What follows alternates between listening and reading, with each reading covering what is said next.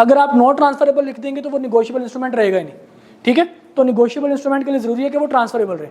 कहते जिस तरह के वर्डिंग के अलावा अगर स्पेसिफिक किसी स्पेसिफिक पर्सन का मेंशन किया गया कि आपने सिर्फ इसी बंदे को देना है, तो फिर वो क्या बन जाएगा, ऑर्डर। इसकी एग्जांपल देखिए, पे आजम, किसको पैसे दो, आजम को, ये ऑर्डर बन गया।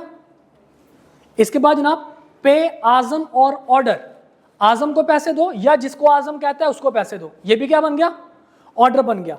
पे आजम और बाबर, या आजम को पैसे दो या फिर बाबर को पैसे दो, ये भी क्या बन गया, ऑर्डर बन गया। यहां तक की मुश्किल बात तो कोई नहीं हम लोग कर रहे। इसके बाद जनाब आप promissory note, bill of exchange और cheque is payable to bearer. Bearer कब होगा, जब कोई स्पेसिफिक पर्सन गिवन नहीं होगा, जब किसी का नाम मेंशन नहीं होगा, ये बेरर का वर्ड आ गया होगा। देखिए which is express to be so, यानी कि जहां पे बेरर का वर्ड लिखा गया हो, पेबल और ऑन विच द ओनली और last endorsement is an endorsement in blank, मतलब कि किसी का नाम भी मेंशन ना हो, ठीक है, किसी का नाम भी मेंशन ना हो, इंडोर्समेंट क्या हो, ब्लैंक हो, यानी कि आपके पास किसी का नाम भी मेंशन ना हो। If an instrument is payable to any person whosoever bears it then it is called payable to bearer, यानी कि ये जिस बंदे के पास भी होगा ये उसी बंदे का होगा क्योंकि किसी का नाम मेंशन नहीं है, ठीक है। तो हम इसको क्या कहेंगे, पेएबल टू बेरर।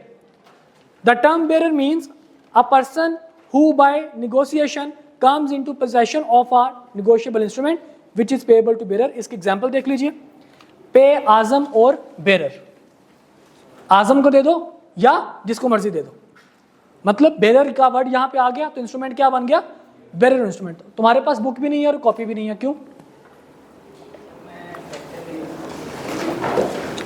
लेक्चर तो तुम्हें समझ नहीं आएगा, अभी समझ आएगा, बाद में भूल जाओगे। पेपर देना है ना देना, छुट्टियां भी की हैं और तुम्हारे पास बुक भी नहीं है, ना कॉपी है, ना नोट कर रहे हो, कुछ भी नहीं कर रहे।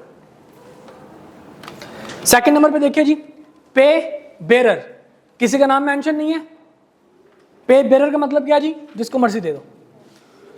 पे to bearer of this instrument, कि जिसके पास भी इंस्ट्रूमेंट हुआ उसी को पैसे दे दो। समझ आ गई बात की, यहां पे किसी स्पेसिफिक पर्सन का तस्करा नहीं है तो इंस्ट्रूमेंट क्या बन गया, बेरर इंस्ट्रूमेंट बन गया। इसके बाद आगे भाई साहब फरमाते हैं, a negotiable instrument may be made payable to two or more persons jointly or it may be made payable in the alternative to one of two or one or some of several pays। मतलब कहते हैं जी आप negotiable instrument किसी एक बंदे के नाम पे भी कर सकते हैं और एक से ज्यादा बंदों के नाम पे भी कर सकते हैं, ठीक है, या ज्यादा सारे बंदों का नाम लिखकर उनमें से किसी एक को पे कर सकते हैं। जो भी आप करना चाहें आप पे को बना सकते हैं, ओके। जैसे कि पे आजम और बाबर, या आजम को दे दो या बाबर को दे दो। अच्छा जी, अब हमारे स्टेट बैंक ने कुछ रूल्स बनाए। ये निगोशिएबल इंस्ट्रूमेंट जो है ये स्टेट बैंक इनको रूल करता है। स्टेट बैंक ने हमारे क्या रूल बनाए हैं, state bank of Pakistan act 1956 prohibits, मना करता है, किस चीज से मना करता है, कि क्या ना करना, any person other than bank और फेडरल गवर्नमेंट, फेडरल गवर्नमेंट और बैंक के अलावा किसी भी कोई भी जो बंदा है उसको मना करता है। किस चीज से मना करता है, to issue a promissory note payable to bearer, के जो प्रोमिसरी नोट है ये पेएबल टू बेरर नहीं हो सकता। सिर्फ बैंक अगर इशू करेगा प्रोमिसरी नोट तो वो पेएबल टू बेरर कर सकता है, यानी कि बगैर किसी नाम के, या फिर फेडरल गवर्नमेंट अगर प्रोमिसरी नोट देगी तो वो पेएबल टू बेरर कर सकती है। कोई दूसरा बंदा मिस्टर ए मिस्टर बी के लिए जब प्रोमिसरी नोट लिखेगा तो वहां पे मिस्टर बी का नाम मेंशन करेगा, वहां पे बेरर उसको नहीं रख सकता। ओके, समझ आ गई बात की, payable to bearer promissory note नहीं हो सकता। आपने एक प्रोमिसरी नोट बनाया कि मिस्टर कहता जी I promise to pay ₹1000 to bearer of this instrument, तो कहते हैं जी ये गलत हो जाएगा। Payable to bearer promissory note कभी भी पेएबल टू बेरर नहीं हो सकता। I promise to pay ₹1000 to mister A, ये ऑर्डर हो गया, ये बिल्कुल ठीक है। Okay, promissory note payable to bearer नहीं हो सकता। और bill of exchange payable to bearer on demand नहीं हो सकता, याद है, on maturity on demand.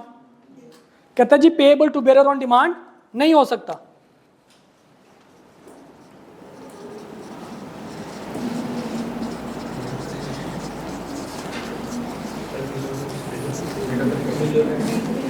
Check भी वही होता है, बिल ऑफ एक्सचेंज ही होता है, अभी आगे चल के पढ़ेंगे। यहाँ पे लिख दो जी बिल ऑफ एक्सचेंज, चला और दसो। लेकिन चेक पेएबल टू बेरर हो सकता है, बिल्कुल ठीक कह रहे हैं। इसको यहाँ पे मिटा देते हैं, यहाँ पे बिल ऑफ एक्सचेंज लिख देते हैं, ऊपर चेक लिख देते हैं।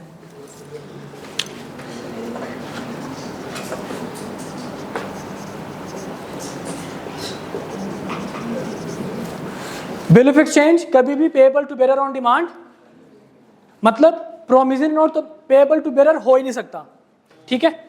लेकिन बिल ऑफ एक्सचेंज जो है वो payable to bearer on maturity हो सकता है, लेकिन payable to bearer on demand नहीं हो सकता, कि 3 महीने के बाद payable to bearer of this instrument हो जाएगा, ठीक है। तो ये हम कर सकते हैं 3 महीने बाद। लेकिन अगर आप ये कहें कि एनी टाइम, किसी भी टाइम, तो वो payable to bearer on demand नहीं हो सकता। इसके बाद कहता है जी इजी ट्रांसफरेबिलिटी। ट्रांसफरेबल कैसे होगा इंस्ट्रूमेंट? हाँ जी भाई, 2 तरीके थे, डिलीवरी और इंडोर्समेंट। देखिए जी,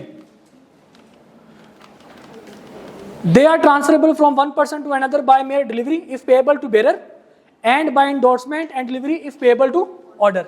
ठीक है भाई, यही बात की थी हमने। अगर बेरर हुआ तो सिर्फ डिलीवरी के साथ, और अगर ऑर्डर हुआ तो इंडोर्समेंट के साथ। Title of holder in due course, कौन था बंदा होल्डर इन ड्यू कोर्स? जो बोनाफाइडी क्या करे, किसी इंस्ट्रूमेंट को कंसिडरेशन पे करके हासिल करे किसी ऐसे बंदे से जिसका टाइटल मेलाफाइड हो।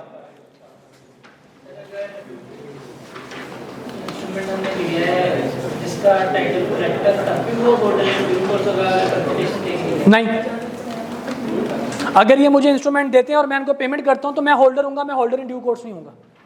इन दोनों में फर्क है। अब इनकी लीगैलिटी के ऊपर फर्क है, वो लीगैलिटी के ऊपर क्या फर्क आएगा वो आपको अभी यहां पे लिखो, लेकिन अभी मैं यहां पे पढ़ाऊंगा नहीं। ओके, अच्छा जी, अब देखिएगा जरा, एक्सक्यूज मी,